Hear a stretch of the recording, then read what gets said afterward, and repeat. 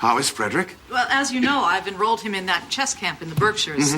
Every day after lunch, they go for a nature walk. Unfortunately, Frederick is allergic to 7 different varieties of ivy, so he has to wear long sleeves and long pants. And a bonnet with a net on it. Boy, I sure hope the other campers don't make fun of him. Oh, I'm sure they don't. You know how kind kids can be.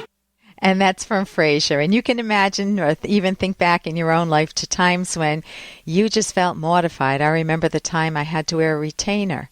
I didn't even have to wear braces, but I remember walking into my class, my English class, and this was we called it junior high school at the time, middle school, and I felt mortified, totally mortified. I didn't want to open up my mouth. I was sure people were making fun of me. Of course, all that's in my head. They were all involved in their own lives. You know, I was just very sensitive.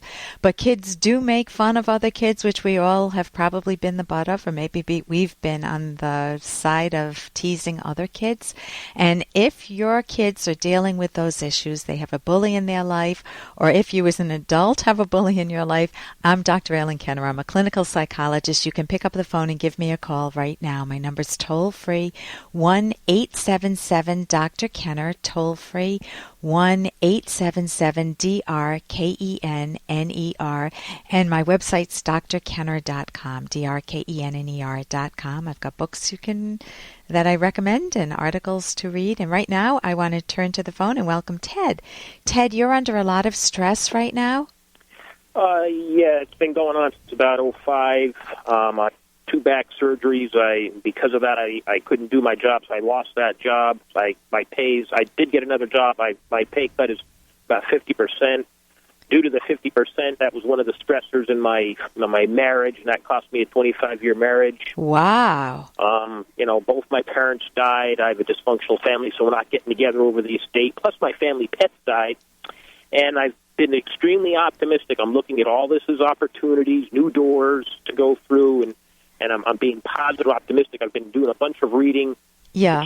That everything happens for a reason, I believe. You don't know the answer now, but maybe later. And that is one thing. I'm running out of positive, optimistic energy and thoughts. That's to keep it going. That's one thing.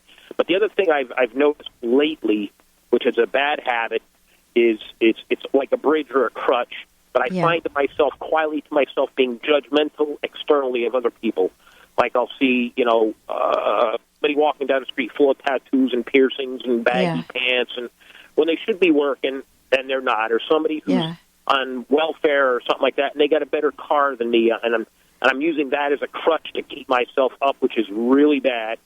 I'm not getting any. What do you say to yourself? I say, I just change the subject. Like, what are you doing? And it's not a good thought. I know it's the wrong way to think. But what's the thought in your mind, Ted? That I'm falling down the ladder. I'm not going to amount to anything, and I know I am, but I'm just running out of the positive juice. I'm just running out of gas. Okay, so let's go right to the positive juice then. You're doing something good, which is that you're very motivated to keep the optimism. Enough to give me a call? You're very motivated, and you can name your stressors. It's not like you're in the situation of saying, oh, just a lot has happened. Oh, I don't know what. You're not leaving it vague in your mind. You're pinpointing it. 2 back surgeries, a lost job, a job cut, loss of a 25-year marriage, parents died, dysfunctional family, your pet died. You've got so much that you're dealing with.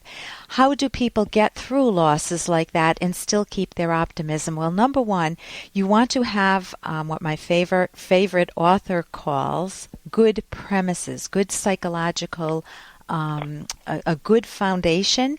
And that's why I said you're doing something very good, because you're wanting to keep your optimism. You don't have throw up your arms and give up. What's the use? Why bother? Right. So it's how do you get through this? Well, you've got multiple stressors in your life. And when you're on overload with stress, you have got to be very good to your own mind.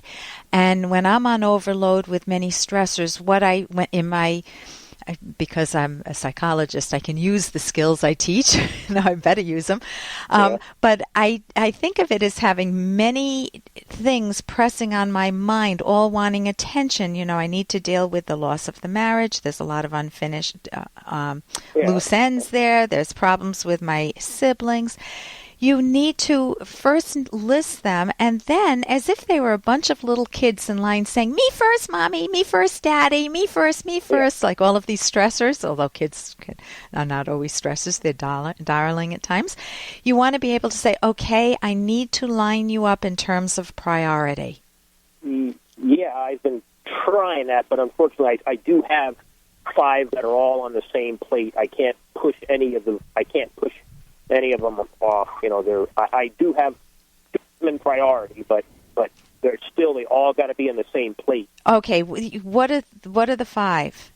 Well, I had a 2-year relationship with a girl, and that just ended. So now I'm living in somebody's basement. So I'm in the process of making myself a home to live in. Okay. That's one. My marriage, the divorce has been going on for 2.5 years. That isn't final, but I got all the court stuff done. So that's the only good thing I have right now is I enjoy my job. I don't make a lot of money, but I enjoy it. Okay. That's another wonderful anchor for yourself, that when you go through a lot of stressors, you need a lifeline, you need a life raft. You need to keep values in that life raft, things you enjoy doing.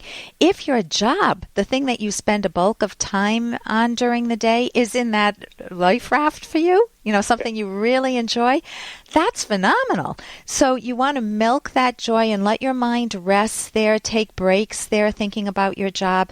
If there's a hobby or something else you enjoy, you may not have time for that, but you want to be able to bring things into your life that may not cost anything. It can be just a walk outside that you would enjoy, or a visit to a friend's house or something. You need to have values in your life. Right. Currently at this stage, I don't have that free time I spend with my one son, who does communicate with me on the weekends. Okay, but that's a value, I'm assuming. Yeah, it's extremely valuable, yeah. So it's okay. You've got 2 values, so those are wonderful. You need to recognize that some things are completely out of your control, correct, meaning you can't bring your parents back to life, obviously, and you can't fix your siblings, and you don't want to make that your responsibility. Right. You would rob yourself of the time with your son and your job. So it's really focused on what you value most. In terms of things happen for a reason, I don't keep that premise for myself, because I have a wonderful optimism, but I say that some things happen because they're just coincidence. Something I can always grow from anything that happens, so I love that premise of yours. Right. But to think that there's some reason that somebody's purposefully, like I'm a puppet, and they're purposefully doing something so that it will be good for me, teach me a lesson, that to me doesn't work for me. It feels fatalistic. It feels mystical. It doesn't work. Yeah, a little spiritual. Yes. Yeah, and I don't like that for myself, because it's a scary thought. Yeah. You want to know that you can know things and not have some scary reason why things are happening. You want to be able to take action on the things that you can take action on. You need to know that things are somewhat beyond your control, like back surgeries. And again, prioritizing your top goals is what I would recommend. Listen, I wish we had more time. Yep. But just cherish your good values and your good premises, your good ideas that you do have, and recognize that you do have them, and prioritize the rest. Great. Thank you very much. Oh, you're welcome, Ted. Bye-bye. I'm Dr. Ellen Kenner on the Rational Basis of Happiness. Here's an excerpt from The Selfish Path to Romance, the Serious Romance Guidebook by clinical psychologist Ellen Kenner and co-authored Edwin Locke. When your tone of voice and body language contradict your words, your partner will react to the nonverbal cues. If your partner says, "But you really seem upset," and you answer, "There you go again. You're always reading into things. I'm just fine," communication has been choked. Faking your feelings only masks and compounds the problem and delays any resolution. Stifling your legitimate feelings, suspending your thinking, ignoring your own values, and nodding okay to please or appease your partner is a self-defeating tactic. Stand up for what you want. Then instead of feeling, what's the use, you feel, we can manage this difference. You can download Chapter 1 for free by going to drkenner.com and buy it at amazon.com.